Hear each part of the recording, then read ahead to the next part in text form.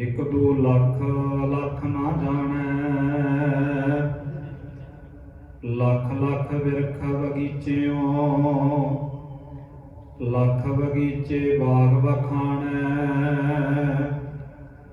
ਲੱਖ ਬਾਗ ਬ੍ਰਹਮੰਡ ਵਿੱਚ ਲੱਖ ਬ੍ਰਹਮੰਡ ਲੂ ਵਿੱਚ ਆਣੈ। ਮਿਹਰ ਕਰੇ ਜੇ ਮਿਹਰਬਾਨ ਗੁਰਮੁਖ ਸਾਧ ਸੰਗਤ ਰੰਗ ਮਾਣੈ। ਪੈਰੀ ਪੈ ਪਾਖਾਕ ਹੋਏ ਸਾਹਿਬ ਦੇ ਚੱਲੈ ਉਹ ਭਾਣੈ।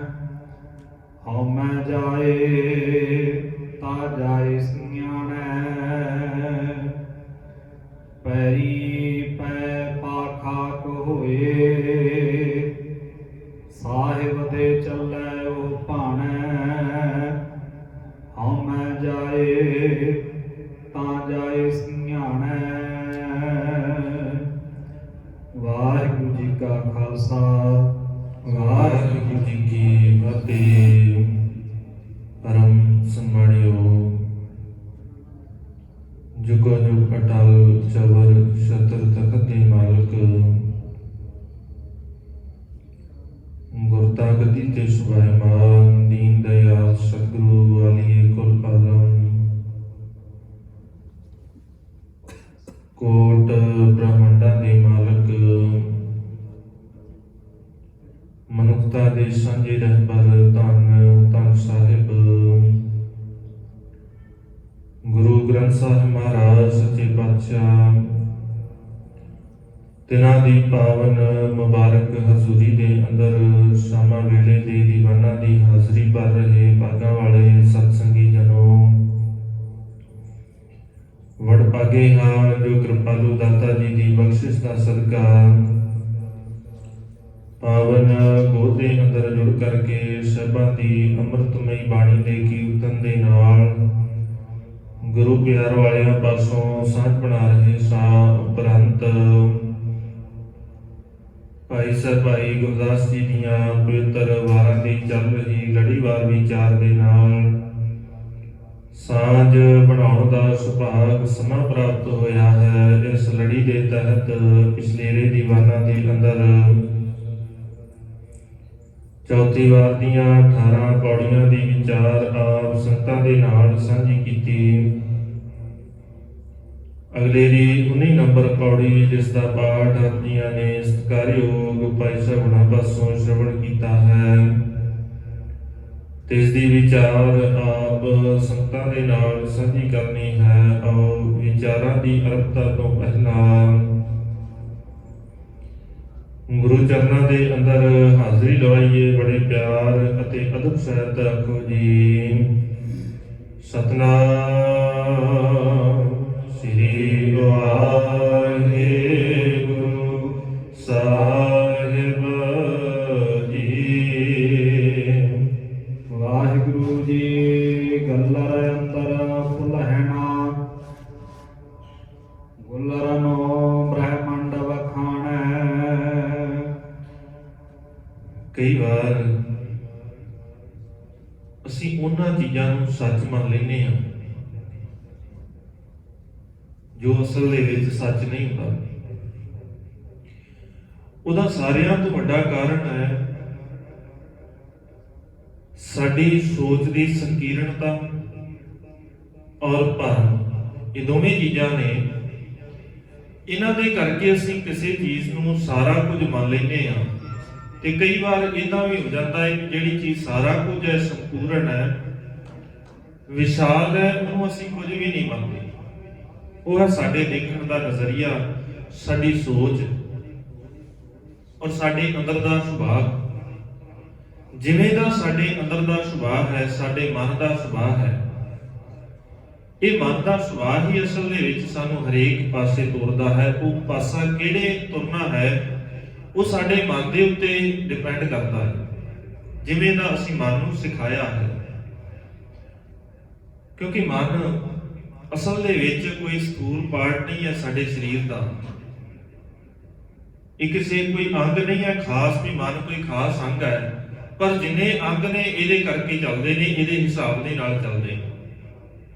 ਜੇ ਮਨ ਦੀ ਪਰਿਭਾਸ਼ਾ ਦੀ ਗੱਲ ਕਰਾਂਗੇ ਤੇ ਮਨ ਅਸਲ 'ਚ ਹੈ ਸਾਡੇ ਵਿਚਾਰਾਂ ਦਾ ਸੰਗ੍ਰਹਿ। ਜਿੱਥੇ ਸਾਡੇ ਵਿਚਾਰ ਇਕੱਠੇ ਹੁੰਦੇ ਨੇ ਉਹੀ ਅਸਲ ਦੇ ਵਿੱਚ ਮਨ ਹੈ। ਔਰ ਕਿਵੇਂ ਦੇ ਵਿਚਾਰ ਅਸੀਂ ਇਹਦੇ ਵਿੱਚ ਪਾਉਣੇ ਇਹ ਅਸੀਂ ਦੇਖਣਾ ਹੈ।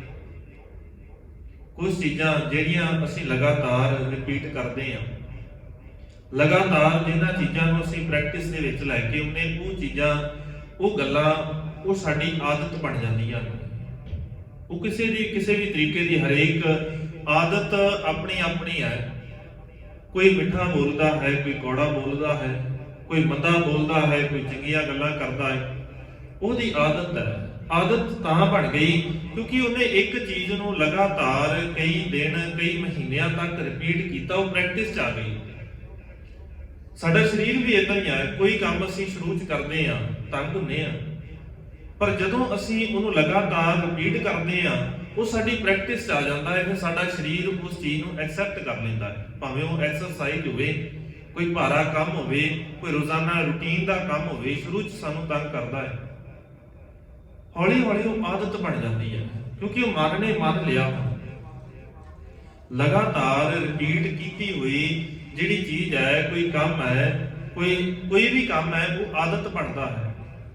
ਜਦੋਂ ਉਹ ਆਦਤ ਸਾਡੀ ਲੰਮੇਰੇ ਸਮੇਂ ਵਾਸਤੇ ਰਿਪੀਟ ਹੁੰਦੀ ਹੈ, ਕੁਝ ਸਾਲਾਂ ਬੱਧੀ, ਫਿਰ ਉਹ ਸਾਡਾ ਸੁਭਾਅ ਬਣ ਜਾਂਦੀ ਹੈ। ਫਿਰ ਉਹੀ ਜਿਹੜਾ ਕੰਮ ਹੈ ਉਹ ਸਾਡੇ ਸੁਭਾਅ 'ਚ ਹੈ, ਫਿਰ ਸਾਨੂੰ ਚੰਗਾ ਨਹੀਂ ਲੱਗਦਾ।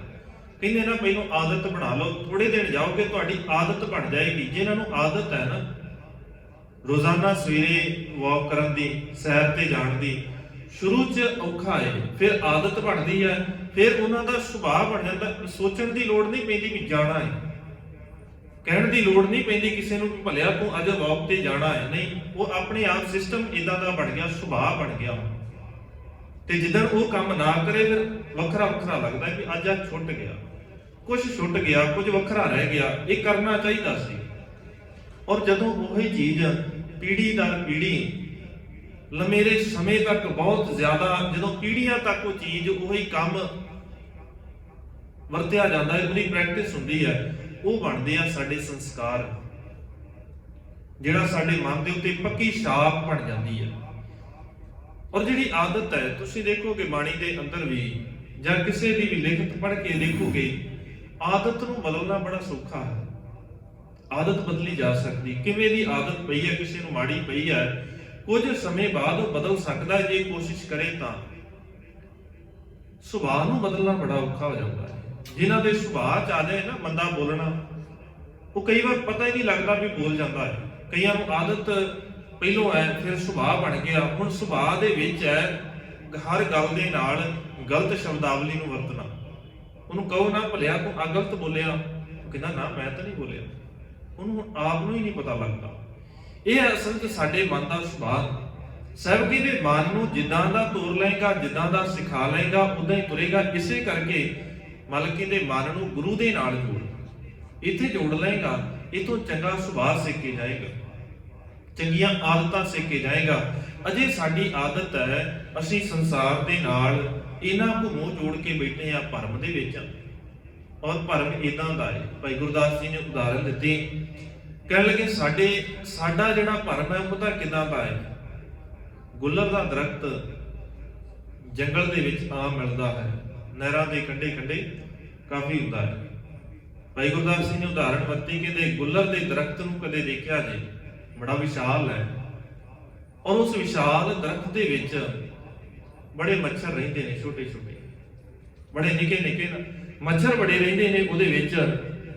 ਔਰ ਉਹ ਮੱਛਰ ਨੂੰ ਲੱਗਦਾ ਹੈ ਵੀ ਗੁੱਲਰ ਹੀ ਬ੍ਰਹਮੰਡ ਹੈ, ਗੁੱਲਰ ਹੀ ਸਾਰਾ ਕੁਝ ਹੈ, ਸਾਰੀ ਸ੍ਰਿਸ਼ਟੀ ਇਹੀ ਹੈ। ਜਿੰਨਾ ਇਹ ਗੁੱਲਰ ਹੈ ਨਾ, ਇੰਨਾ ਹੀ ਹੈ, ਇਸ ਤੋਂ ਵੱਧ ਕੁਝ ਵੀ ਨਹੀਂ ਹੈਗਾ, ਇਸ ਤੋਂ ਇਲਾਵਾ ਕੁਝ ਵੀ ਨਹੀਂ ਹੈਗਾ। ਸਾਨੂੰ ਵੀ ਤੇ ਇਦਾਂ ਹੀ ਲੱਗਦਾ ਹੈ, ਮੈਂ ਹੀ ਸਾਰਾ ਕੁਝ ਹਾਂ, ਮੇਰਾ ਪਰਿਵਾਰ, ਜੋ ਅਸੀਂ ਜਿੰਨਾ ਕੁ ਦੇਖਦੇ ਹਾਂ, ਸਾਨੂੰ ਇਦਾਂ ਲੱਗਦਾ ਸਾਰਾ ਕੁਝ ਇੰਨਾ ਹੀ ਹੈ, ਇੰਨੇ 'ਚ ਹੀ ਸਾਰਾ ਕੁਝ ਸਮਾਇਆ ਹੋਇਆ ਹੈ। ਜੋ ਮੈਨੂੰ ਪਤਾ ਹੈ ਨਾ, ਜਿੰਨਾ ਮੈਨੂੰ ਪਤਾ ਹੈ, ਉਹੀ ਅਖੀਰਲਾ ਸੱਚ ਹੈ। ਬਾਕੀ ਕਿਸੇ ਨੂੰ ਕੀ ਪਤਾ ਹੈ, ਇਹਦੇ ਨਾਲ ਕੋਈ ਵਾਸਤਾ ਨਹੀਂ ਹੈ। ਜਿੰਨਾ ਮੈਨੂੰ ਪਤਾ ਹੈ, ਇਹੀ ਅਖੀਰਲਾ ਸੱਚ ਅਸੀਂ ਮੰਨ ਕੇ ਬੈਠੇ ਹਾਂ। ਸੁਭਾਅ ਸਾਡਾ ਵੀ ਉਸ ਮੱਛਰ ਵਰਗਾ ਹੈ, ਜਿਹੜੇ ਗੁੱਲਰ ਦੇ ਦਰਖਤ ਦੇ ਅੰਦਰ ਰਹਿ ਕਰਕੇ ਉਹਨੂੰ ਇਦਾਂ ਲੱਗਦਾ ਹੈ ਵੀ ਇਹ ਗੁੱਲਰ ਹੀ ਸਾਰਾ ਬ੍ਰਹਮੰਡ ਹੈ, ਕਿਉਂਕਿ ਉਹਦੀ ਆਪਣੀ ਹਸਤੀ ਬੜੀ ਛੋਟੀ ਹੈ, ਆਪਣੀ ਸੋਚ ਬੜੀ ਸੰਕੀਰਣ ਹੈ। ਜਦੋਂ ਤੱਕ ਸਾਡੀ ਇੰਨੀ ਸੋਚ ਸੰਕੀਰਣ ਛੋਟੀ ਰਹੇਗੀ ਨਾ, ਉਦੋਂ ਤੱਕ ਅਸੀਂ ਵਿਸ਼ਾਲ ਮਾਲਕ ਵਾਹਿਗੁਰੂ ਨੂੰ ਸਮਝ ਨਹੀਂ ਸਕਦੇ। ਜਦੋਂ ਤੱਕ ਅਸੀਂ ਆਪਣੇ ਯਤਨ ਕਰਾਂਗੇ, ਆਪਣੇ ਮਨ ਦੇ ਨਾਲ, ਆਪਣੇ ਤਰੀਕਿਆਂ ਦੇ ਨਾਲ ਯਤਨ ਕਰਾਂਗੇ, ਇੰਨੀ ਸੰਕੀਰਣ ਸੋਚ ਦੇ ਨਾਲ ਅਸੀਂ ਕਦੇ ਵੀ ਉਹਦਾ ਜਿਹੜਾ ਬੇਅੰਤ ਪਰਮਾਤਮਾ ਹੈ ਉਹਨੂੰ ਜਾਣ ਨਹੀਂ ਸਕਦੇ। ਜਿਵੇਂ ਮੱਛਰ ਨੂੰ ਗੁੱਲਰ ਹੀ ਸਾਰਾ ਕੁਝ ਲੱਗਦਾ ਹੈ ਨਾ, ਸਾਨੂੰ ਵੀ ਕਈ ਵਾਰ ਇਦਾਂ ਹੀ ਸੰਸਾਰ ਦੇ ਅੰਦਰ ਵਿਚਰਦੇ ਹੋਇਆ ਸਾਨੂੰ ਇਦਾਂ ਲੱਗਦਾ ਹੈ ਜੋ ਸਾਨੂੰ ਦਿਖ ਰਿਹਾ ਹੈ, ਜੋ ਮੈਂ ਪ੍ਰਾਪਤੀ ਕਰ ਲਈ ਹੈ, ਇਹੀ ਸਾਰਾ ਕੁਝ ਹੈ, ਮੈਂ ਸਾਰਿਆਂ ਦਾ ਮਾਲਕ ਬਣ ਗਿਆ। ਸਭ ਕਹਿੰਦੇ ਰੱਬ ਇੰਨਾ ਕੁ ਨਹੀਂ ਹੈ ਵੀ ਜਿੰਨਾ ਕੁ ਤੈਨੂੰ ਲੱਗਦਾ ਹੈ ਤੂੰ ਕਿਸੇ ਖਾਸ ਥਾਂ ਦੇ ਉੱਤੇ ਟਿਕਾ ਦਿੱਤਾ, ਤੇ ਰੱਬ ਸਿਰਫ ਇੱਥੇ ਹੈ, ਕਿਸੇ ਮੂਰਤੀ ਦੇ ਅੰਦਰ, ਕਿਸੇ ਤਸਵੀਰ ਦੇ ਅੰਦਰ, ਕਿਸੇ ਖਾਸ ਥਾਂ ਦੇ ਉੱਤੇ ਰੱਬ ਨਹੀਂ ਹੈ। ਰੱਬ ਬੜਾ ਵਿਸ਼ਾਲ ਹੈ। ਹਾਲ ਸਾਡਾ ਵੀ ਕਈ ਵਾਰ ਉਸ ਮੱਛਰ ਵਰਗਾ ਹੀ ਹੈ ਜਿਹਨੂੰ ਲੱਗਦਾ ਹੈ ਕਿ ਗੁੱਲਰ ਦਾ ਦਰਖਤ ਹੀ ਸਾਰਾ ਦਾ ਸਾਰਾ ਬ੍ਰਹਮੰਡ ਹੈ। ਗੁੱਲਰ ਲੱਗਨ ਫਲ ਲੱਖ ਫਲ, ਇੱਕ ਤੂੰ ਲੱਖ ਅਲੱਖ ਨਾ ਜਾਣੈ। ਐਸਾ ਕਹਿੰਦੇ ਗੁੱਲਰ ਦੇ ਦਰਖਤ ਨੂੰ ਦੇਖੀ, ਇੱਕ ਤਾਂ ਉਹ ਆਪਣੇ ਆਪ 'ਚ ਵਿਸ਼ਾਲ ਹੈ, ਮੱਛਰ ਨੂੰ ਜ਼ਰੂਰ ਭੁਲੇਖਾ ਹੈ, ਪਰ ਉਹਦੇ ਉੱਤੇ ਲੱਖਾਂ ਫਲ ਲੱਗਦੇ ਨੇ। ਇੱਕ ਫਲ ਲੱਗਾ ਸੀ, ਉਤੋਂ ਗੁੱਲਰ ਪੈਦਾ ਹੋਇਆ, ਉਹਦੇ ਤੋਂ ਲੱਖਾਂ ਹੋਏ, ਲੱਖਾਂ ਤੋਂ ਫੇਰ ਬੇਅੰਤ ਹੋ ਗਏ। ਉਹਨਾਂ ਫਲਾਂ ਦੀ ਤੇ ਕੋਈ ਵਕਤ ਹੈ, ਉਹਨਾਂ ਨੂੰ ਤੇ ਕੋਈ ਜਾਣਦਾ ਹੈ ਗੁੱਲਰ ਦੇ ਨਾਲ ਜੁੜੇ ਹੋਣ ਕਰਕੇ, ਪਰ ਉਸ ਮੱਛਰ ਨੂੰ ਕੋਈ ਵੀ ਨਹੀਂ ਜਾਣਦਾ ਹੈ। ਲੱਖ ਲੱਖ ਬਿਰਖ ਬਗੀਚਿਓਂ, ਲੱਖ ਬਗੀਚੇ ਬਾਗ ਬਖਾਣੈ। ਔਰ ਉਹਨਾਂ ਇੱਕ ਇੱਕ ਦਰਖਤ ਨੂੰ ਜਦੋਂ ਬਾਗ ਬਣਦਾ ਹੈ, ਉਹਨਾਂ ਬਾਗਾਂ ਤੋਂ ਫਿਰ ਬੇਅੰਤ ਬਾਗ ਬਣ ਜਾਂਦੇ ਨੇ, ਬਗੀਚਿਆਂ ਤੋਂ ਬਾਗ ਬਣਦੇ ਨੇ। ਇਹ ਦਰਖਤਾਂ ਦਾ ਇਕੱਠ ਸਮੂਹ, ਜਿੱਥੇ ਦਰਖਤ ਬੜੇ ਹੋ ਗਏ, ਜਿਹਨੂੰ ਕਦੇ ਮੱਛਰ ਨੂੰ ਇਦਾਂ ਲੱਗਦਾ ਸੀ ਵੀ ਇਹੀ ਇੱਕੋ ਹੀ ਦਰਖਤ, ਇੱਕੋ ਹੀ ਗੁੱਲਰ ਸਾਰਾ ਬ੍ਰਹਮੰਡ ਹੈ, ਉਹਨੂੰ ਅੱਜ ਤੱਕ ਇੰਨੀ ਸਮਝ ਨਹੀਂ ਆਈ ਕਿ ਇੱਕ ਗੁੱਲਰ ਦਾ ਦਰਖਤ ਨਹੀਂ ਹੈ ਸੰਸਾਰ ਦੇ ਅੰਦਰ, ਇੱਥੇ ਬੇਅੰਤ ਨੇ, ਬਾਗਾਂ ਦੇ ਬਾਗ ਨੇ, ਜੰਗਲਾਂ ਦੇ ਜੰਗਲ ਗੁੱਲਰ ਦੇ ਨੇ, ਪਰ ਉਹਨੂੰ ਇਦਾਂ ਲੱਗਦਾ ਵੀ ਇਹੀ ਸਾਰਾ ਕੁਝ ਹੈ। ਸਾਨੂੰ ਵੀ ਇਦਾਂ ਹੀ ਲੱਗਦਾ ਹੈ ਕਈ ਵਾਰ, ਕਈਆਂ ਨੂੰ ਇਦਾਂ ਲੱਗਦਾ ਹੈ ਬਸ ਆਹ ਕਾਇਨਾਤ ਜਿੰਨੀ ਕੁ ਸਾਨੂੰ ਪਤਾ ਇਹੀ ਸਾਰਾ ਕੁਝ ਹੈ, ਔਰ ਅਸੀਂ ਸਾਰਾ ਕੁਝ ਜਾਣ ਲੈਣਾ ਹੈ। ਸਾਨੂੰ ਇਦਾਂ ਲੱਗਾ ਵੀ ਜੇ ਸਾਹਿਬ ਨੇ ਪਾਵਨ ਬਾਣੀ ਦੇ ਅੰਦਰ ਕਿਸੇ ਦੇ ਸ਼ਬਦਾਂ ਨੂੰ ਵਰਤਿਆ ਹੈ, ਫਿਰ ਉਹਦੇ ਅਰਥ ਵੀ ਓਨੇ ਕੁ ਨੇ। ਸਾਨੂੰ ਇਦਾਂ ਲੱਗਾ ਵੀ ਕਾਇਨਾਤ ਦੇ ਅੰਦਰ ਸਿਰਫ 84 ਲੱਖ ਦੁਨੀਆ ਨੇ। ਇਹ ਸਾਹਿਬ ਨੇ ਸਿਰਫ ਇੱਕ ਸ਼ਬਦ ਵਰਤਿਆ ਹੈ, ਕਿਉਂਕਿ ਉਹਨਾਂ ਨੂੰ ਲੱਗਦਾ ਸੀ ਮਾਲਕ ਦਾ ਤਰੀਕਾ ਹੈ। ਸਾਹਿਬ ਕਹਿੰਦੇ ਜੇ ਤੂੰ ਮੰਨਦਾ ਹੈ ਨਾ ਵੀ 84 ਲੱਖ ਨੇ, ਠੀਕ ਹੈ ਮੰਨ ਲਾ, ਪਰ ਇਹ ਭੁਲੇਖੇ 'ਚ ਨਾ ਰਵੀਂ ਵੀ ਇਹ ਸਿਰਫ ਇੰਨੀਆਂ ਹੀ ਨੇ। ਹਾਂ ਤੂੰ ਮੰਨਦਾ ਹੈ ਨਾ, ਤੇ ਹੁਣ ਹੀ ਸਮਝ ਲੈ, 84 ਲੱਖ ਤੋਂ ਬਾਅਦ ਤੂੰ ਆਪ ਕਹਿੰਦਾ ਹੈ ਨਾ ਵੀ ਇਹ ਮਨੁੱਖਾ ਦੇਹ ਹੀ ਮਿਲਦੀ ਹੈ, ਤੇ 84 ਲੱਖ ਤੋਂ ਬਾਅਦ ਮਿਲੀ ਫੇਰ ਹੀ ਸਾਂਭ ਲਾ। ਪਰ ਜਦੋਂ ਸਾਹਿਬ ਆਪਣੀ ਗੱਲ ਕਰਦੇ ਨੇ ਤੇ ਮਾਲਕ ਕੀ ਕਹਿੰਦੇ ਨੇ, ਅਸੰਖ ਕਹੈ ਸਿਰ ਭਾਰ ਹੋਵੇ। ਤੂੰ ਜੇ ਅਸੰਖ ਵੀ ਕਹੇਗਾ ਨਾ ਫਿਰ ਵੀ ਸਿਰ ਤੇ ਭਾਰ ਹੈ। ਅਸੀਂ 84 ਲੱਖ ਹੀ ਦਾਅਵੇ ਨਾਲ ਕਹਿੰਦੇ ਆ ਨਾ ਜੀ 84 ਲੱਖ ਹੀ ਹੈ, ਅਸੀਂ ਫਿਰ ਦਾਅਵੇ ਕਰਦੇ ਆ। ਦੇਖੋ ਜੀ ਭਗਤ ਰਮਦਾਸ ਸਾਹਿਬ ਨੇ ਕਿਹਾ ਹੈ 42 ਲੱਖ ਜੀ ਜਲ ਮਹਿ ਹੋਤੇ, 42 ਲੱਖ ਜੀਵ ਪਾਣੀ ਦੇ ਵਿੱਚ ਨੇ, 42 ਲੱਖ ਬਾਹਰ ਨੇ। ਇਹ ਸਿਰਫ ਦ੍ਰਿਸ਼ਟਾਂਤ ਵਰਤੇ ਜਾਂਦੇ ਨੇ ਵੀ ਤੂੰ ਕਹਿਣਾ ਹੈ ਨਾ ਵੀ 42 ਲੱਖ ਪਾਣੀ 'ਚ ਨੇ, 42 ਲੱਖ ਬਾਹਰ ਹੈ, ਫਿਰ ਤੇਰੇ ਉਹ 42 ਲੱਖ ਜਿਹੜੇ ਪਾਣੀ 'ਚ ਰਹਿੰਦੇ ਨੇ, ਇੱਕ ਪਾਸੇ ਤੂੰ ਕਹਿਣਾ ਹੈ ਵੀ ਆਹ ਪਾਣੀ ਬੜਾ ਪਵਿੱਤਰ ਹੈ, ਦੂਜੇ ਪਾਸੇ ਤੂੰ ਕਹਿਣਾ ਹੈ ਵੀ 42 ਲੱਖ ਜੀਵੇ ਤੇ ਪਾਣੀ 'ਚ ਰਹਿੰਦੇ ਨੇ। ਫਿਰ ਇਹ ਪਾਣੀ ਪਵਿੱਤਰ ਕਿਵੇਂ ਹੋ ਗਿਆ? ਕਿਉਂ ਤੇ ਉਹਦੇ ਵਿੱਚ ਹੀ ਰਹਿੰਦੇ ਨੇ ਨਾ, ਸਾਰਾ ਕੁਝ ਹੀ ਉਹਦੇ ਵਿੱਚ ਹੈ, ਤੇ ਉਹ ਪਵਿੱਤਰ ਕਿਵੇਂ ਹੋ ਗਿਆ? ਤੂੰ ਕਹਿੰਦਾ ਹੈ ਕਿਸੇ ਨੇ ਹੱਥ ਲਾ ਦਿੱਤਾ ਪਾਣੀ ਝੂਠਾ ਹੋ ਗਿਆ, ਤਾਂ ਉੱਥੇ 42 ਲੱਖ ਜੀਵ ਤੂੰ ਆਪ ਕਹਿੰਦਾ ਪਾਣੀ 'ਚ ਰਹਿੰਦੇ, ਫਿਰ ਉਹ ਪਵਿੱਤਰ ਕਿਵੇਂ ਹੋ ਗਿਆ? ਇਹ ਸਿਰਫ ਦ੍ਰਿਸ਼ਟਾਂਤ ਸੀ। ਅਸੀਂ ਸ਼ਬਦਾਂ ਦੇ ਵਿੱਚ ਉਲਝ ਗਏ, ਸ਼ਬਦਾਂ 'ਚ ਨਹੀਂ ਸੀ ਉਲਝਣਾ, ਸ਼ਬਦਾਂ ਤੋਂ ਬਾਹਰ ਨਿਕਲਣਾ ਸੀ। ਸਾਹਿਬ ਨੇ ਜੋ ਸਿਧਾਂਤ ਦਿੱਤੇ ਨੇ ਉਹਨਾਂ ਸਿਧਾਂਤਾਂ ਨੂੰ ਸਮਝਣਾ ਸੀ। ਸਿਧਾਂਤ ਇਹ ਸੀ ਵੀ ਭਲਿਆ ਆਹੀ ਸਾਰਾ ਕੁਝ ਨਹੀਂ ਹੈ, ਰੱਬ ਬਹੁਤ ਵਿਸ਼ਾਲ ਹੈ ਜਿਹਦੇ ਬਾਰੇ ਤੂੰ ਜਾਣ ਨਹੀਂ ਸਕਦਾ, ਔਰ ਇੰਨਾ ਕੁ ਵਿਸ਼ਾਲ ਹੈ ਜਿਹਵਾ ਏਕ ਕਵਨ ਗੁਣ ਕਹੀਐ, ਬੇਸ਼ੁਮਾਰ ਬੇਅੰਤ ਸੁਆਮੀ ਤੇਰੋ ਅੰਤ ਨਾ ਕਿਨਹੀ ਲਈਐ। ਤੇਰਾ ਅੰਤ ਕਿਹਨੇ ਪਾਇਆ ਹੈ? ਤੇ ਬੜਿਆਂ ਨੇ ਦਾਅਵੇ ਕੀਤੇ, ਓੜਕ ਓੜਕ ਭਾਲ ਥਕੇ ਵੇਦ ਕਹਿਣ, ਇੱਕ ਬਾਤ ਸਹਿਸ 18 ਕਹਿਣ ਕਤੇਬਾ। ਅਸੂਲੋ ਇੱਕ ਧਾਤ, ਕਿਸੇ ਨੇ ਕਹਿ ਦਿੱਤਾ 18,000 ਆਲਮ ਨੇ। ਕਤੇਬੀ ਮਤ ਮੰਨਦੇ ਨੇ ਕਿ 18,000 ਆਲਮ ਨੇ, ਬਸ ਇੰਨਾ ਕੋਈ ਹੈ ਬ੍ਰਹਮੰਡ। ਸਾਹਿਬ ਕਹਿੰਦੇ ਨੇ ਵੀ ਉਹ ਬੇਅੰਤ ਹੈ, ਉਹਦੇ ਬਾਰੇ ਕੋਈ ਜਾਣਿਆ ਹੀ ਨਹੀਂ ਜਾ ਸਕਦਾ। ਜੇ ਤੁਸੀਂ ਉਹਨੂੰ ਅਸੰਖ ਵੀ ਕਹਿੰਦੇ ਹੋ, ਬੇਅੰਤ ਸ਼ਬਦ ਵੀ ਵਰਤਦੇ ਹੋ ਤਾਂ ਵੀ ਘੱਟ ਹੈ, ਬੇਅੰਤ ਸ਼ਬਦ ਵੀ ਘੱਟ ਹੈ, ਕਿਉਂਕਿ ਉਹ ਕਿੰਨਾ ਕੁ ਸਾਨੂੰ ਪਤਾ ਹੀ ਨਹੀਂ। ਹੁਣ ਮੱਛਰ ਜੇ ਚਾਹਵੇ, ਜਿਹੜਾ ਇੱਕ ਗੁੱਲਰ ਦੇ ਦਰਖਤ ਨੂੰ ਬ੍ਰਹਮੰਡ ਮੰਨ ਕੇ ਬੈਠਾ ਹੈ, ਹੁਣ ਉਹ ਜੋ ਚਾਹਵੇ ਵੀ ਮੈਂ ਇੰਨਾ ਕੋਈ ਦੇਖ ਲਵਾਂ ਜਿੱਥੇ ਬਾਗਾਂ ਦੇ ਬਾਗ ਹੀ ਗੁੱਲਰ ਨੇ, ਉਹ ਗਿਣ ਸਕਦਾ ਹੈ ਕਦੇ? ਉਹ ਕਦੇ ਵੀ ਨਹੀਂ ਸਮਝ ਸਕਦਾ, ਕਿਉਂਕਿ ਉਹਨੂੰ ਪਤਾ ਹੀ ਇੱਕੋ ਦਰਖਤ ਦਾ ਹੈ। ਸਾਡੀ ਸੋਚ ਹੀ ਇੰਨੀ ਕੁ ਹੈ, ਬਸ ਅਸੀਂ ਇੰਨਾ ਕੁ ਜਾਣ ਸਕੇ ਹਾਂ ਜੀ। ਫਿਰ ਵੀ ਅਸੀਂ ਦਾਅਵੇ ਕਰੀ ਜਾਂਦੇ, ਇੰਨਾ ਕੁਝ ਪਤਾ ਹੋਣ ਤੋਂ ਬਾਅਦ ਵੀ ਇਦਾਂ ਦੇ ਦਾਅਵੇ ਕਰਦੇ। ਜਿਸ ਬੰਦੇ ਨੂੰ ਅਜੇ ਤੱਕ ਆਪਣੇ ਸਰੀਰ ਦਾ ਨਹੀਂ ਨਾ ਪਤਾ ਲੱਗਾ, ਉਹਨੇ ਇਹ ਦਾਅਵਾ ਕਰ ਦਿੱਤਾ ਵੀ ਕਾਇਨਾਤ ਦੇ ਅੰਦਰ ਸਿਰਫ 84 ਲੱਖ ਜੋਨੀਆਂ ਨੇ। ਹੈਰਾਨੀ ਨਹੀਂ ਹੁੰਦੀ? ਜਿਹੜੇ ਬੰਦੇ ਨੂੰ ਅਜੇ ਤੱਕ ਆਪਣਾ ਹੀ ਨਹੀਂ ਪਤਾ ਲੱਗਾ ਵੀ ਮੈਂ ਕਿੰਨਾ ਕੁ ਆ, ਮੇਰੇ ਅੰਦਰ ਕੀ ਆ, ਜਿਹਨੂੰ ਆਪਣਾ ਰੋਜ਼ਾਨਾ ਕੁਝ ਨਾ ਕੁਝ ਨਵਾਂ ਲੱਭਦਾ ਹੈ ਆਪਣੇ ਹੀ ਸਰੀਰ ਦੇ ਅੰਦਰੋਂ, ਉਹ ਕਹਿੰਦਾ ਮੈਂ ਕਾਇਨਾਤ ਦਾ ਅੰਤ ਪਾ ਲਿਆ। ਕਿਉਂਕਿ ਮੋਹਰ ਤੇ ਤਾਂ ਲਾ ਸਕਦੇ ਆ ਨਾ ਅੰਤ ਕਿਸੇ ਚੀਜ਼ ਦੀ ਗਿਣਤੀ ਕਰਨ ਤੋਂ ਬਾਅਦ ਹੀ, ਜਦੋਂ ਸਾਨੂੰ ਇਹ ਮਨ ਦੇ ਅੰਦਰ ਪੱਕਾ ਹੋ ਜਾਏ, ਸੈਟੀਸਫਾਈ ਹੋ ਜਾਈਏ ਕਿ ਆਹ ਚੀਜ਼ ਜੀ ਇੰਨੀ ਆ, ਫਿਰ ਅਸੀਂ ਮੋਹਰ ਲਾ ਦਿੰਦੇ ਆ ਵੀ ਇਹ ਗਿਣਤੀ ਲਿਖ ਦਿੱਤੀ ਵੀ ਆਹ ਇੰਨੀ ਆ। ਨੋਟਾਂ ਦੀ ਗਿਣਤੀ ਕੀਤੀ, 2 ਵਾਰ ਗਿਣੇ, 3 ਵਾਰ ਗਿਣੇ, ਤਸੱਲੀ ਹੋ ਗਈ ਵੀ ਆਹ ਜੀ ਇਸ ਗੱਡੀ ਦੇ ਅੰਦਰ ਇੰਨੇ ਨੋਟ ਨੇ, ਅਸੀਂ ਲਿਖ ਦਿੱਤਾ। ਉਹਦੀ ਜ਼ਿੰਮੇਵਾਰੀ ਲੈ ਲਈ, ਆਹ ਜੀ ਹੁਣ ਇੰਨੇ ਆ, ਅਸੀਂ ਗਿਣ ਲਏ, ਇਸ ਤੋਂ ਵੱਧ ਕੁਝ ਨਹੀਂ ਹੈਗਾ। ਇਸ ਗੱਡੀ ਦੇ ਅੰਦਰ 100 ਨੋਟ ਨੇ, ਇਹ ਸਾਡੀ ਜ਼ਿੰਮੇਵਾਰੀ ਆ, ਅਸੀਂ ਗਿਣ ਬੈਠੇ ਆ। ਮਾਲਕ ਕਹਿੰਦੇ ਇੱਥੇ ਤੇ ਕਿਸੇ ਨੂੰ ਪਤਾ ਹੀ ਨਹੀਂ ਲੱਗਾ। ਜਦੋਂ ਕਿਸੇ ਨੂੰ ਪਤਾ ਹੀ ਨਹੀਂ ਲੱਗਾ ਤੇ 84 ਲੱਖ ਦੀ ਗਿਣਤੀ ਕਿੱਥੋਂ ਆ ਗਈ? ਉਹ ਸਾਹਿਬ ਨੇ ਜੇ ਬਾਣੀ ਦੇ ਅੰਦਰ ਵਰਤਿਆ ਤੇ ਫਿਰ ਇਸ ਕਰਕੇ ਵੀ ਉਹ ਕਹਿੰਦੇ ਨੇ, ਤੇ ਮਾਲਕ ਕਹਿੰਦੇ ਵੀ ਜੇ ਕਹਿਣਾ ਹੈ ਤੇ ਫਿਰ ਮੰਨ ਵੀ ਲਾ। ਆਪੇ ਹੀ ਇਹ ਗੱਲ ਕਹਿਣਾ ਹੈ, ਫਿਰ ਹੁਣ ਮੰਨ ਲਾ। ਕਿਉਂਕਿ ਅਸੀਂ ਕਈ ਵਾਰ ਸਮਾਜ ਦੇ ਅੰਦਰ ਵੀ ਕਈ ਚੀਜ਼ਾਂ ਸਮਝਾਉਣ ਵਾਸਤੇ ਇਦਾਂ ਕਹਿੰਦੇ ਆ ਨਾ, ਕਿ ਤੂੰ ਕਹਿਣਾ ਹੈ ਵੀ ਇਦਾਂ ਠੀਕ ਹੈ ਤੇ ਫਿਰ ਇਦਾਂ ਮੰਨ ਵੀ ਤੇ ਲਾ। ਇਹੀ ਤਰੀਕਾ ਬਾਣੀ ਨੇ ਵਰਤਿਆ। ਤੇ ਮਾਲਕ ਕਹਿੰਦੇ ਫਿਰ ਕਿਤੇ ਇਦਾਂ ਨਾ ਹੋਵੇ, ਉਹਦੇ ਵਾਂਗ ਤੂੰ ਸਿਰਫ ਜ਼ਿੰਦਗੀ ਦੇ ਅੰਦਰ ਇੰਨਾ ਕੁ ਸੱਚ ਮੰਨ ਕੇ ਬੈਠ ਜਾਵੇਂ। ਸੱਚ ਉਹ ਨਹੀਂ ਹੈ ਜੋ ਤੂੰ ਦੇਖ ਰਿਹਾ ਹੈ, ਸੱਚ ਕੁਝ ਹੋਰ ਹੈ। ਸੱਚ ਬੜਾ ਵਿਸ਼ਾਲ ਹੈ, ਔਰ ਇੰਨਾ ਕੁ ਵਿਸ਼ਾਲ ਹੈ, ਜੇ ਤੂੰ ਚਾਹਵੇਂ ਵੀ ਉਹ ਸੱਚ ਨੂੰ ਜਾਣ ਲਵੇਂ ਤੇ ਸੱਚ ਨੂੰ ਨਹੀਂ ਜਾਣ ਸਕਦਾ, ਹਾਂ ਤੂੰ ਇੰਨਾ ਕੁ ਕਰ ਸਕਦਾ ਹੈ, ਸੱਚ ਦੇ ਨਾਲ ਮਿਲ ਕੇ ਸੱਚ ਬਣ ਸਕਦਾ ਹੈ। ਸਤਿਗੁਰੂ ਕੀ ਬਾਣੀ ਸਤ ਸਰੂਪ ਹੈ, ਗੁਰਬਾਣੀ ਬਣੀ ਹੈ। ਸਤ ਦਾ ਸਰੂਪ ਹੈ, ਸਤ ਹੈ ਬਾਣੀ, ਇਹੀ ਤੇ ਸੱਚ ਵਿਸ਼ਾਲ ਹੈ। ਤੂੰ ਇਹਦੇ ਨਾਲ ਜੁੜ ਕੇ ਵਿਸ਼ਾਲ ਹੋ ਜਾ ਬਸ। ਸਮੁੰਦਰ ਦਾ ਅੰਤ ਬੂੰਦ ਨਹੀਂ ਪਾ ਸਕਦੀ, ਪਰ ਹਾਂ ਉਹ ਸਮੁੰਦਰ ਜ਼ਰੂਰ ਬਣ ਸਕਦੀ ਹੈ, ਬੂੰਦ ਜੇ ਸਮੁੰਦਰ ਦੇ ਵਿੱਚ ਮਿਲ ਜਾਵੇ। ਕਿਸੇ ਨੇ ਸੁਕਰਾਤ ਨੂੰ ਆ ਕੇ ਕਿਹਾ, ਹੁਣ ਉਹ ਹੀ ਆਪਣੇ ਵਿਦਵਾਨ ਸੀ, ਵਿਚਾਰਕ ਸੀ, ਯੂਨਾਨ ਦਾ ਰਹਿਣ ਵਾਲਾ। ਉਹਦੇ ਕੋਲ ਇੱਕ ਆਇਆ ਸਿਆਣਾ, ਆਪਣੇ ਆਪ ਨੂੰ ਸਾਡੇ ਵਰਗੇ ਜਿਹੜੇ ਸਿਆਣੇ ਨੇ ਨਾ, ਉਹ ਆਇਆ, ਆ ਕੇ ਉਹਨੇ ਦਰਵਾਜ਼ਾ ਖੜਕਾਇਆ, ਕਿਸੇ ਨੇ ਧਿਆਨ ਨਹੀਂ ਦਿੱਤਾ। ਉਹਨੇ ਦੇਖਿਆ ਵੀ ਸੁਕਰਾਤ ਆਪਣੇ ਕੰਮੀ ਲੱਗਾ ਹੈ, ਉਹਨੇ ਦਰਵਾਜ਼ਾ ਖੋਲ੍ਹਿਆ, ਅੰਦਰ ਚਲਾ ਗਿਆ, ਖਲੋਤਾ ਰਿਹਾ। ਉਹਨੇ ਆਵਾਜ਼ ਦਿੱਤੀ, ਫਿਰ ਨਹੀਂ ਕਿਸੇ ਨੇ ਧਿਆਨ ਦਿੱਤਾ। ਉਹ ਵਿਚਾਰਕ ਸੀ, ਵਿਦਵਾਨ ਸੀ, ਆਪਣੇ ਕੰਮ 'ਚ ਲੱਗਾ ਹੋਇਆ ਸੀ। ਥੋੜਾ ਜਿਹਾ ਰੋਹ ਦੇ ਵਿੱਚ ਆ ਕੇ, ਗੁੱਸੇ ਦੇ ਵਿੱਚ ਆ ਕੇ ਕਹਿਣ ਲੱਗਾ ਉੱਚੀ ਆਵਾਜ਼ ਦੇ ਨਾਲ, ਤੂੰ ਮੈਨੂੰ ਜਾਣਦਾ ਨਹੀਂ ਆ?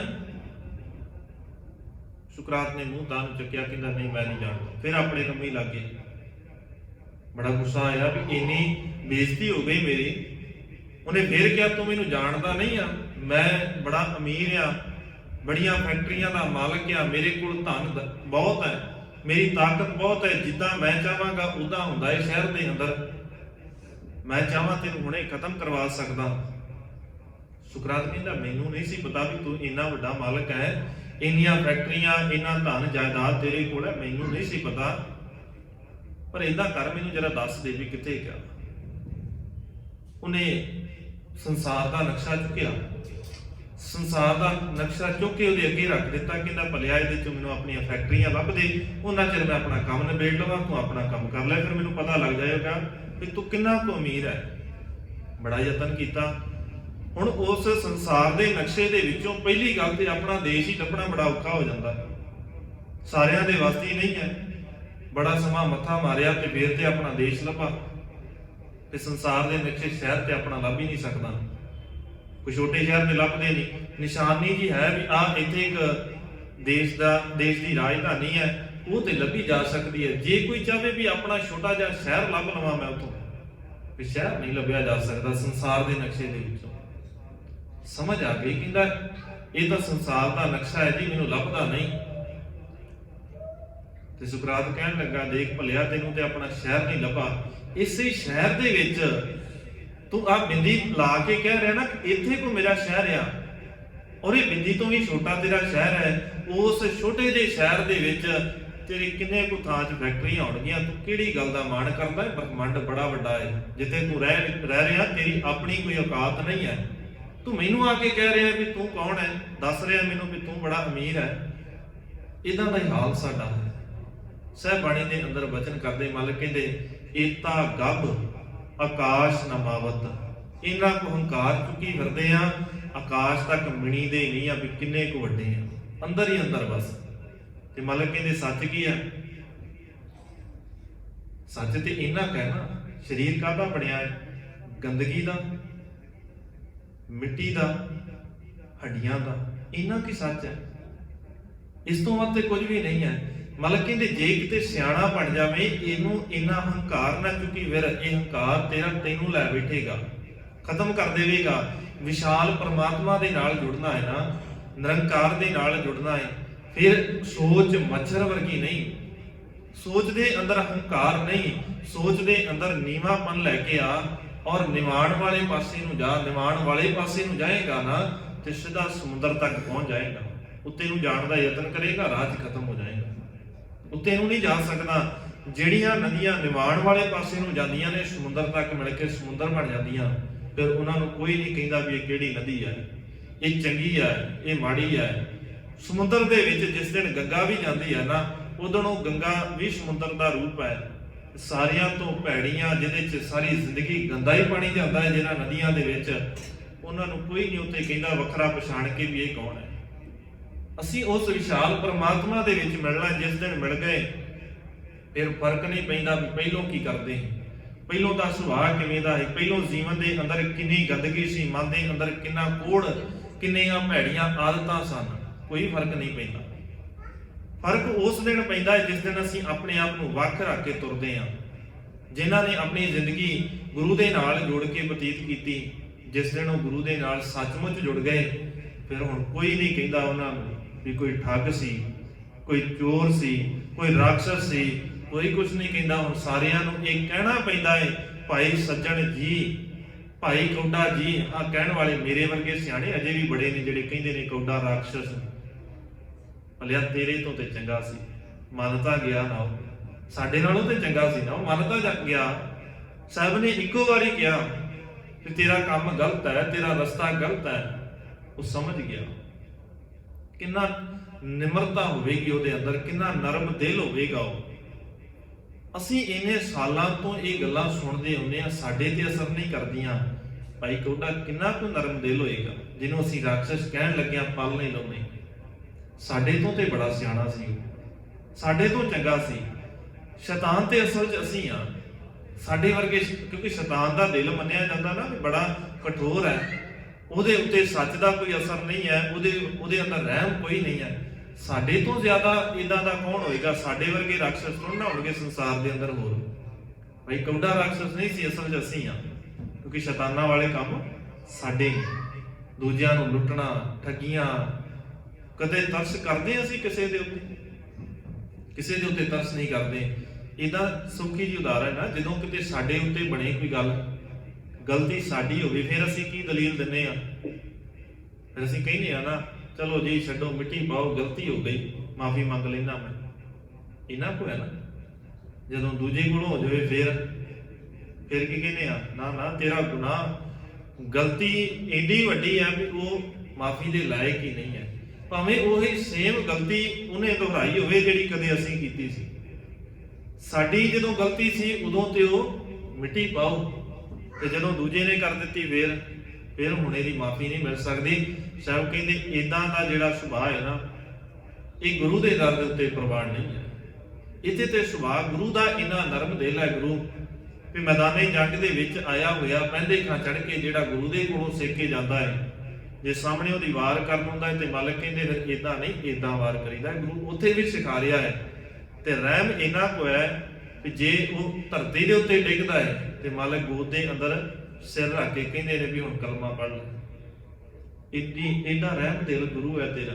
ਤੇ ਅਸੀਂ ਸਾਡਾ ਸੁਭਾਅ ਕਿਵੇਂ ਦਾ ਹੈ? ਕਠੋਰਤਾ ਵਾਲਾ। ਅਸੀਂ ਸਿਰਫ ਆਪਣੇ ਹਿਰਦੇ ਦੇ ਅੰਦਰ ਕਠੋਰਤਾ ਚੁੱਕੀ ਫਿਰਦੇ ਹਾਂ। ਅਸੀਂ ਦੂਜਿਆਂ ਨੂੰ ਕਹਿੰਦੇ ਆ ਜੀ ਫਲਾਣਾ ਮਨਮੁਖ ਹੈ, ਦੂਜਾ ਮਾੜਾ ਹੈ, ਦੂਜੇ ਨੇ ਆਹ ਗਲਤ ਕੀਤਾ, ਅਸੀਂ ਕੀ ਕੀਤਾ ਹੈ? ਕਦੇ ਆਪਣਾ ਅੰਦਰ ਵੀ ਤੇ ਦੇਖੀਏ। ਬੰਦੇ ਖੋਜ ਦਿਲ ਹਰ ਰੋਜ਼, ਨਾ ਫਿਰ ਪਰੇਸ਼ਾਨੀ ਮਾਹੀ।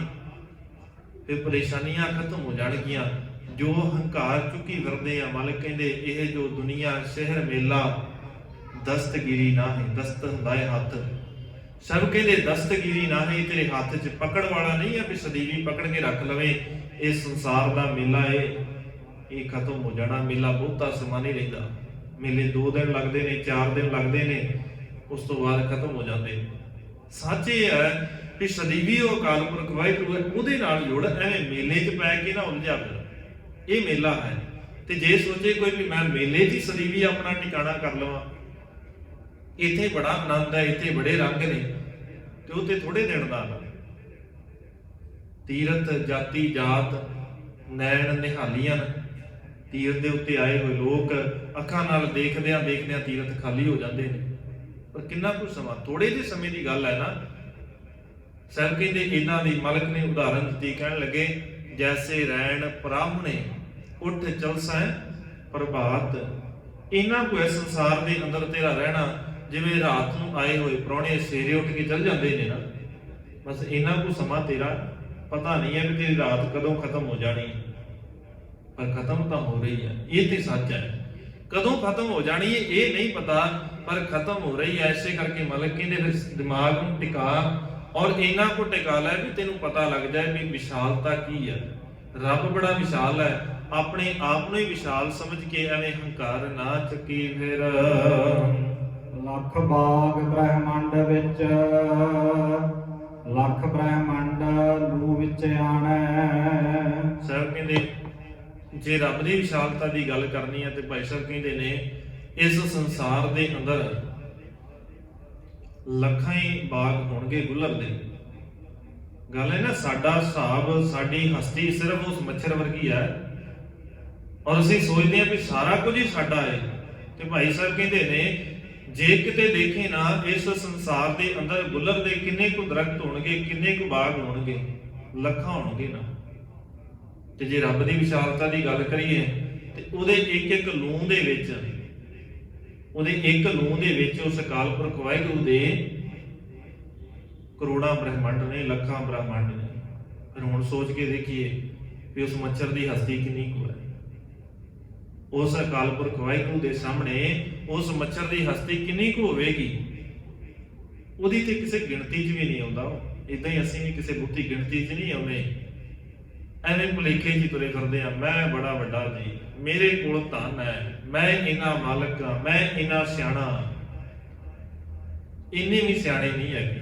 ਸਭ ਕਹਿੰਦੇ ਜੇ ਇੰਨਾ ਹੀ ਸਿਆਣਾ ਹੁੰਦਾ ਨਾ ਤੇ ਹੁਣ ਨਾ ਸੱਚ ਨਾਲ ਜੁੜ ਜਾਂਦਾ। ਇਹ ਛੱਡ ਦੇਣਾ ਸੀ ਕਹਿਣਾ, ਇਹ ਛੱਡ ਦੇਣਾ ਸੀ ਕਹਿਣਾ ਵੀ ਮੈਂ ਬੜਾ ਸਿਆਣਾ ਹੈ, ਮੇਰੇ ਕੋਲ ਇੰਨਾ ਧਨ ਹੈ, ਮੈਂ ਇੰਨੀਆਂ ਸੇਵਾਵਾਂ ਕਰਦਾ। ਮਾਲਕ ਕਹਿੰਦੇ ਇਹ ਛੱਡ ਦੇਣਾ ਸੀ ਤੂੰ। ਤੇਰੀ ਹਸਤੀ ਤੇ ਉਸ ਮੱਛਰ ਵਰਗੀ ਹੈ ਜਿਹਦੇ ਬਾਰੇ ਕਿਸੇ ਨੂੰ ਪਤਾ ਵੀ ਨਹੀਂ ਲੱਗਦਾ ਵੀ ਕਿੰਨਾ ਕੁ ਹੈ। ਸੋਚ ਕੇ ਦੇਖੀਏ ਨਾ, ਆਪਣੇ ਆਪ ਨੂੰ ਕੰਪੇਅਰ ਕਰਕੇ ਦੇਖੀਏ ਉਸ ਮੱਛਰ ਦੇ ਨਾਲ। ਫਿਰ ਅਸੀਂ ਕਿਹੜੀ ਗੱਲ ਦਾ ਹੰਕਾਰ ਚੁੱਕੀ ਕਰਦੇ? ਬਿਨਾਂ ਗੱਲ ਦਾ ਹੀ ਹੈ ਨਾ। ਮੇਰੀ ਚੱਲਦੀ ਹੈ ਜੀ, ਕਿੰਨੀ ਕੁ ਚੱਲਦੀ ਹੈ, ਕਿੱਥੇ ਕੁ ਚੱਲਦੀ ਹੈ? ਇੱਕ ਸ਼ਹਿਰ 'ਚ, 2 ਸ਼ਹਿਰਾਂ 'ਚ, ਕਿੰਨੀ ਕੁ? ਇੱਥੇ ਚੱਲਦੀਆਂ ਵਾਲੇ ਵੀ ਚਲੇ ਗਏ। ਤੇ ਜਿਹੜੇ ਕਹਿੰਦੇ ਸੀ ਨਾ, ਆ ਦੇਖੋ ਜੀ ਸਾਡਾ ਏਡਾ ਵੱਡਾ ਰਾਜ ਭਾਗ ਹੈ, ਮੇਰੀ ਮੇਰੀ ਕਹਿ ਰਹਾ ਕਰਤੇ ਦੁਰਜੋਧਨ ਸੇ ਭਾਈ, 12 ਜੋਜਨ ਛਤਰ ਚਲਾਇਆ ਥਾ ਦੇਹੀ ਗਿਰਜਨ ਖਾਈ। ਗਿਰਜਾਂ ਨੇ ਦੇਹੀ ਖਾਧੀ ਫਿਰ ਉਹਨਾਂ ਦੀ। ਸਾੜਨ ਵਾਲਾ ਕੋਈ ਨਹੀਂ ਲੱਭਿਆ, ਕੋਈ ਇਹੋ ਜਿਹਾ ਨਹੀਂ ਲੱਭਾ ਵੀ ਜਿਹੜਾ ਚੁੱਕ ਕੇ ਫੂਕ ਦੇਵੇ। ਜਿਹੜੇ ਕਹਿੰਦੇ ਸੀ ਵੀ ਇੰਨੀ ਤਾਕਤਾਂ ਦੇ ਮਾਲਕ ਹੈ, ਹਾਲਾਤ ਇਦਾਂ ਦੇ ਨੇ ਸਾਡੇ, ਇਦਾਂ ਦੇ ਸਾਡੀ ਔਕਾਤ ਜੇ ਅਸੀਂ ਸਿੱਧੇ ਜੇ ਸ਼ਬਦ ਵਰਤ ਲਈਏ ਨਾ ਪੰਜਾਬੀ ਦੇ, ਫਿਰ ਇੰਨੀ ਕੁ ਹੈ। ਮਾਲਕ ਕਹਿੰਦੇ ਕਿੰਨਾ ਕੁ ਦੌੜ ਸਕਦਾ ਹੈ। ਸਾਡੀ ਦੌੜ ਹੀ ਲੱਗੀ ਹੋਈ ਹੈ ਨਾ ਸ੍ਰੇਸ਼ਟ ਉੱਚੇ ਸਾਬਤ ਹੋਣ ਵਾਸਤੇ, ਕਿੰਨੇ ਕੁ ਦੌੜ ਸਕਦੇ ਹਾਂ।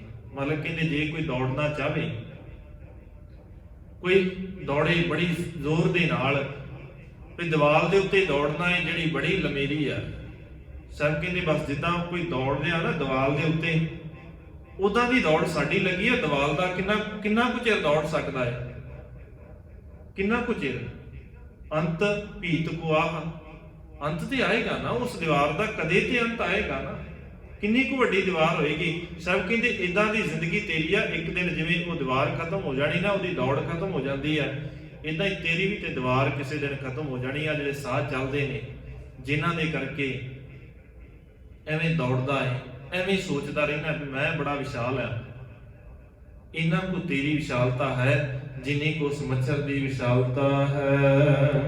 ਮਿਹਰ ਕਰੇ ਜੇ ਮਿਹਰਬਾਨ, ਗੁਰਮੁਖ ਸਾਧ ਸੰਗਤ ਰੰਗ ਮਾਣੈ। ਜੇ ਕਿਤੇ ਉਹ ਮਾਲਕ ਵਾਹਿਗੁਰੂ ਮਿਹਰ ਕਰ ਦੇਵੇ, ਬਖਸ਼ਿਸ਼ ਕਰ ਦੇਵੇ, ਫਿਰ ਸਾਧ ਸੰਗਤ ਦੇ ਵਿੱਚ ਰਹਿ ਕੇ, ਗੁਰੂ ਦੇ ਨੇੜੇ ਰਹਿ ਕੇ ਰੰਗ ਮਾਣਿਆ ਜਾ ਸਕਦਾ, ਫਿਰ ਆਨੰਦ ਮਾਣਿਆ ਜਾ ਸਕਦਾ ਹੈ, ਫਿਰ ਪਿਆਰ ਮਾਣਿਆ ਜਾਂਦਾ ਹੈ। ਤੇ ਬਖਸ਼ਿਸ਼ ਕਿਹਨਾਂ ਦੇ ਉੱਤੇ ਹੋਵੇਗੀ? ਸਾਡੇ ਉੱਤੇ, ਜਿਨ੍ਹਾਂ ਨੇ ਭਾਂਡੇ ਮੂਧੇ ਕੀਤੇ ਹੋਏ ਨੇ। ਮੇਰੇ ਉੱਤੇ ਤਾਂ ਨਹੀਂ ਹੋ ਸਕਦੀ, ਮੈਂ ਤੇ ਆਪਣੀ ਗੱਲ ਕਰ ਸਕਦਾ, ਦੂਜੇ ਦਾ ਤੇ ਸਾਰਿਆਂ ਨੂੰ ਤੇ ਆਪਣਾ ਆਪਣਾ ਪਤਾ ਹੈ ਨਾ। ਉਹਨਾਂ ਦੇ ਉੱਤੇ ਬਖਸ਼ਿਸ਼ਾਂ ਨਹੀਂ ਹੋ ਸਕਦੀਆਂ ਜਿਨ੍ਹਾਂ ਨੇ ਭਾਂਡੇ ਆਪਣੇ ਮੂਧੇ ਕੀਤੇ ਹੋਏ ਨੇ। ਗੁਰੂ ਦੇ ਕੋਲ ਆ ਕੇ ਬਖਸ਼ਿਸ਼ ਲੈਣੀ ਹੈ ਤੇ ਭਾਂਡਾ ਤੇ ਸਿੱਧਾ ਕਰਨਾ ਪਏਗਾ। ਅਸੀਂ ਤੇ ਉਹਨੇ ਭਾਂਡੇ ਭਰ ਕੇ, ਇਹ ਨੱਕੋ ਨੱਕ ਤੇ ਸਾਡੇ ਪਹਿਲੋਂ ਤੋਂ ਭਾਂਡੇ ਭਰੇ ਹੋਏ ਨੇ। ਸਾਡੇ ਹਿਰਦਿਆਂ ਦੇ ਅੰਦਰ ਈਰਖਾ, ਦੁਆਸ਼, ਨਿੰਦਿਆ, ਚੁਗਲੀ, ਦੂਜਿਆਂ ਦਾ ਮਾੜਾ ਸੋਚਣਾ, ਮਾੜੇ ਸੁਭਾਅ, ਕਿੰਨਾ ਕੋਈ ਤੇ ਚੁੱਕੀ ਫਿਰਦੇ। ਫਿਰ ਅਸੀਂ ਕਹਿੰਦੇ ਸਾਹਿਬ ਜੀ ਨਾਮਦਾਨ ਬਖਸ਼ ਦਿਓ। ਪਰਿਵਾਰ ਦੇ ਅੰਦਰ ਸੁੱਖ ਸ਼ਾਂਤੀ ਕਿੱਥੋਂ ਆਏ? ਇੱਕੋ ਹੀ ਚੀਜ਼ ਤੇ ਪੈ ਸਕਦੀ, ਭਾਂਡਾ ਤੇ ਖਾਲੀ ਕਰਕੇ ਲਿਆ ਨਾ, ਫੇਰ ਤੇ ਕੁਝ ਹੋਰ ਪਏਗਾ। ਅਸੀਂ ਚਾਹੁੰਦੇ ਆ ਭਰੇ ਹੋਏ ਭਾਂਡੇ ਦੇ ਅੰਦਰ ਕੁਝ ਪਾ ਲਈਏ। ਫਰੀਦ ਸਾਹਿਬ ਕਹਿੰਦੇ ਦੇਖ, ਬਖਸ਼ਿਸ਼ ਦੀ ਗੱਲ ਨਾ ਕਰਿਆ ਕਰ ਵੀ ਜੇ ਰੱਬ ਬਖਸ਼ਿਸ਼ ਕਰੇਗਾ, ਉਹ ਤੇ ਕਰਦਾ ਹੈ। ਇਹ ਨਹੀਂ ਆ ਵੀ ਰੱਬ ਬਖਸ਼ਿਸ਼ਾਂ ਕਰਦਾ ਨਹੀਂ ਆ। ਹਾਂ, ਗਲਤੀ ਟਿੱਬੇ ਦੀ ਹੈ, ਉਹ ਉੱਚਾ ਹੋਇਆ ਫਿਰਦਾ ਹੈ। ਜੇ ਤੂੰ ਪੁੱਛੇ ਜਾ ਕੇ ਨਿਮਾਣ ਨੂੰ ਵੀ ਬਖਸ਼ਿਸ਼ ਹੋਈ ਕਿ ਨਹੀਂ ਹੋਈ, ਉਹ ਕਹੇਗਾ ਵੀ ਦੇਖ ਭਾਈ ਬੜੀ ਬਖਸ਼ਿਸ਼ ਹੋਈ ਹੈ, ਮੈਂ ਤਾਂ ਨੱਕੋ ਨੱਕ ਭਰ ਗਿਆ, ਮੇਰਾ ਤੇ ਅੰਦਰ ਵੀ ਠਰ ਗਿਆ ਹੈ। ਹੁਣ ਟਿੱਬਾ ਉਦਾਂ ਹੀ ਕਹੀ ਜਾਵੇ ਵੀ ਮੇਰੇ ਉੱਤੇ ਤਾਂ ਮੀਂਹ ਪਿਆ ਹੀ ਨਹੀਂ। ਅਸੀਂ ਵੀ ਤੇ ਟਿੱਬਿਆਂ ਵਾਲਾ ਸੁਭਾਅ ਲਈ ਫਿਰਦੇ ਆ। ਫਰੀਦਾ ਮਨ ਮੈਦਾਨ ਕਰ, ਟੋਏ ਟਿੱਬੇ ਲਾਹ, ਟੋਏ ਟਿੱਬੇ ਲਾ ਕੇ ਪੱਧਰਾ ਹੋ ਕੇ ਆ, ਗੁਰੂ ਦੇ ਕੋਲ ਆਉਣਾ ਹੈ। ਡੰਡੌਤ ਦਾ ਭਾਵ ਹੀ ਇਹ ਸੀ। ਸਾਨੂੰ ਇਹ ਤਾਂ ਲੱਗਾ ਕਿ ਸਿੱਧੇ ਲੰਮੇ ਹੋ ਕੇ ਪੈ ਜਾਣਾ ਡੰਡੌਤ ਹੈ ਸਿਰਫ, ਨਹੀਂ। ਉਹ ਠੀਕ ਹੈ, ਉਹ ਤਰੀਕਾ ਹੈਗਾ ਸੀ, ਪਹਿਲੋਂ ਤੋਂ ਵਰਤਿਆ ਜਾਂਦਾ ਹੈ। ਪਰ ਮਾਲਕ ਕੀ ਕਹਿੰਦੇ ਨੇ, ਜਿਸ ਦਿਨ ਗੁਰੂ ਦੇ ਕੋਲ ਆਵੇਂ ਡੰਡੌਤ ਕਰਨੀ ਹੈ। ਕਿਵੇਂ? ਸਰੀਰ ਨੂੰ ਡੰਡੌਤ ਕਰਾਉਣੀ ਨਹੀਂ ਹੈ, ਮਨ ਨੂੰ ਡੰਡੌਤ ਕਰਾ, ਮਨ ਸਿੱਧਾ ਕਰਕੇ ਆਏ। ਐ ਕਿਤੇ ਸਿੱਧਾ ਜਿਸ ਦਿਨ ਮਨ ਹੋ ਗਿਆ ਨਾ, ਸਭ ਕਹਿੰਦੇ ਫੇਰ ਤਾਂ ਠੀਕ ਹੈ, ਨਹੀਂ ਤਾਂ ਵੇਲਾ ਧੱਕੇ ਪੈਣਗੇ। ਸੂਦੇ ਸੂਦੇ ਰੇਗ ਚਲੋ ਤੁਮ ਨਤਰ ਕੋ ਧੱਕਾ ਦੇਈ ਹੈ, ਨਹੀਂ ਤੇ ਫਿਰ ਧੱਕੇ ਪੈਣਗੇ, ਔਰ ਧੱਕੇ ਵੀ ਬੜੇ ਮਾੜੇ ਪੈਣਗੇ। ਸਿੱਧੇ ਚੱਲਾਂਗੇ ਤੇ ਠੀਕ ਹੈ ਗੁਰੂ ਦੇ ਦਰ ਦੇ ਉੱਤੇ, ਨਹੀਂ ਤੇ ਜੇ ਮਰਜ਼ੀਆਂ ਕਰਾਂਗੇ, ਸਿਆਣਪਾਂ ਦਿਖਾਵਾਂਗੇ, ਤੇ ਸਭ ਕਹਿੰਦੇ ਫੇਰ ਤਾਂ ਧੱਕੇ ਹੀ ਮਿਲਣਗੇ। ਚੰਗਾ ਇਹ ਹੋਵੇਗਾ ਗੁਰੂ ਦੇ ਦਰ ਦੇ ਉੱਤੇ ਆ ਕੇ ਗੁਰੂ ਦੀ ਸੰਗਤ ਕਰ ਲਓ। ਫਿਰ ਮਿਹਰ ਜਿਹੜੀ ਹੈ ਨਾ, ਤੇਰੇ ਸਾਹਿਬ ਤੇ ਬੜਾ ਮਿਹਰਬਾਨ ਹੈ। ਮਿਹਰਬਾਨ ਸਾਹਿਬ, ਮਿਹਰਬਾਨ ਸਾਹਿਬ ਮੇਰਾ ਮਿਹਰਬਾਨ ਜੀ, ਸਗਲ ਕੋ ਦੇ ਦਾਨ। ਸਾਰਿਆਂ ਨਹੀਂ ਦੇ ਰਿਹਾ ਨਾ, ਤੂੰ ਕਾਹੇ ਡੋਲਹਿ ਪ੍ਰਾਣੀਆਂ, ਤੁਧ ਰਾਖੇਗਾ ਸਿਰਜਣਹਾਰ। ਜਿਨ ਪੈਦਾਇਸ਼ ਤੂੰ ਕੀਆ ਸੋਈ ਦੇ ਆਧਾਰ। ਪਰ ਸ਼ਰਨ ਚਾਹੇਗਾ ਤੇ ਫੇਰ ਹੀ ਦੇਗਾ ਨਾ ਆਧਾਰ ਤੇ, ਆਸਰਾ ਤੇ ਫੇਰ ਦੇਗਾ ਨਾ। ਜੇ ਸ਼ਰਨ ਚ ਆ ਜਾਏਗਾ, ਇੱਕ ਪਾਸੇ ਕਹੀ ਜਾਂਦੇ ਆ ਵੀ ਸਾਹਿਬ ਅਸੀਂ ਤੇਰੀ ਗੱਲ ਵੀ ਨਹੀਂ ਮੰਨਦੇ, ਤੇਰੀ ਸ਼ਰਨ ਚ ਵੀ ਨਹੀਂ ਆਉਣਾ, ਫਿਰ ਦੂਜੇ ਪਾਸੇ ਤੇਰਾ ਆਸਰਾ ਵੀ ਹੈਗਾ। ਇਦਾਂ ਆਸਰੇ ਥੋੜੀ ਨਾ ਮਿਲਦੇ ਆ। ਆਸਰਾ ਲੈਣਾ ਹੈ ਤੇ ਫਿਰ ਛੱਡਣਾ ਪਏਗਾ ਆਪਾ ਭਾਵ, ਆਪਣੇ ਆਪ ਨੂੰ ਛੱਡ ਕੇ, ਸਿਆਣਪਾਂ ਛੱਡ ਕੇ, ਫਿਰ ਗੁਰੂ ਦੇ ਕੋਲ ਆ ਕੇ ਕਹਿਣਾ ਪਏਗਾ ਸਾਹਿਬ ਹੁਣ ਤੇਰੀ ਸ਼ਰਨ ਚ ਆਏ ਆ। ਔਰ ਕਿੱਦਾਂ ਆਏ ਆ? ਭਰੋਸੇ ਦੇ ਨਾਲ। ਜ਼ਰੂਰੀ ਹੈ ਪਰ ਉਸੇ ਦੇ ਨਾਲ ਜਿਸ ਦਿਨ ਆਵਾਂਗੇ ਉਸੇ ਦਿਨ ਗੁਰੂ ਦੀਆਂ ਬਖਸ਼ਿਸ਼ਾਂ ਸਾਡੇ ਉੱਪਰ ਵਰਤਣਗੀਆਂ। ਪੈਰੀ ਪੈ ਪਾ ਖਾਕ ਹੋਏ, ਸਾਹਿਬ ਦੇ ਚੱਲੈ ਉਹ ਭਾਣੈ। ਬਖਸ਼ਿਸ਼ ਲੈਣੀ ਆ ਨਾ, ਮਿਹਰ ਲੈਣੀ ਆ, ਸ਼ਰਤ ਹੈ ਫਿਰ ਇੱਕ। ਸਰ ਕਹਿੰਦੇ ਸ਼ਰਤ ਕੀ ਹੈ? ਪੈਰੀ ਪੈ ਪਾ ਖਾਕ ਹੋਏ, ਗੁਰੂ ਦੇ ਚਰਨਾਂ ਦੇ ਅੰਦਰ ਢਹਿ ਜਾਵੇ, ਗੁਰੂ ਦੇ ਚਰਨਾਂ ਦੇ ਅੰਦਰ ਧੂੜ ਬਣ ਜਾਵੇ, ਇੰਨੀ ਕੁ ਨਿਮਰਤਾ ਲੈ ਆਵੇ। ਇਹ ਜ਼ਰੂਰੀ ਹੈ। ਅਸੀਂ ਦੂਜਿਆਂ ਨੂੰ ਦੇਖਦੇ ਹਾਂ ਵੀ ਦੂਜਾ ਕੀ ਕਰਦਾ ਹੈ, ਦੂਜਾ ਜੀ ਬਾਣੀ ਪੜ੍ਹਦਾ ਹੈ, ਉਹਦੇ ਅੰਦਰ ਤੇ ਨਿਮਰਤਾ ਹੈ ਨਹੀਂ, ਮੇਰੇ ਅੰਦਰ ਹੈਗੀ ਹੈ।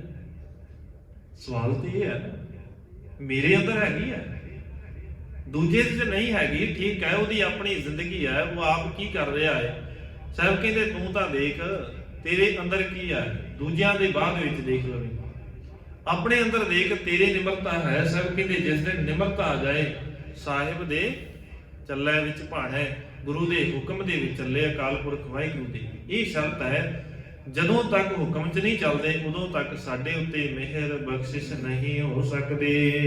ਹਉਮੈ ਜਾਏ ਤਾਂ ਜਾਏ ਸਿਆਣੈ, ਜੇ ਹਉਮੈ ਚਲੀ ਜਾਵੇਗੀ, ਹੰਕਾਰ ਚਲਾ ਜਾਵੇਗਾ, ਨਿਮਰਤਾ ਆ ਜਾਏਗੀ, ਫੇਰ ਤਾਂ ਗੁਰੂ ਦੇ ਦਰ ਦੇ ਉੱਤੇ ਪਛਾਣੇ ਜਾ ਸਕਦੇ ਆ, ਫੇਰ ਤਾਂ ਗੁਰੂ ਦੇ ਦਰ ਦੇ ਉੱਤੇ ਪ੍ਰਵਾਨ ਹੋ ਸਕਦੇ ਆ।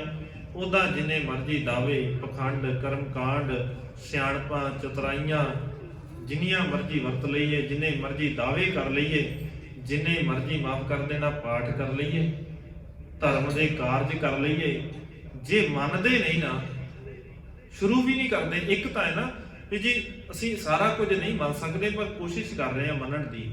ਅੱਜ ਤੋਂ ਦੂਜਿਆਂ ਦੀ ਨਿੰਦਿਆ ਕਰਨੀ ਛੱਡ ਦਿੱਤੀ, ਕੋਸ਼ਿਸ਼ ਕਰ ਰਹੇ ਹਾਂ।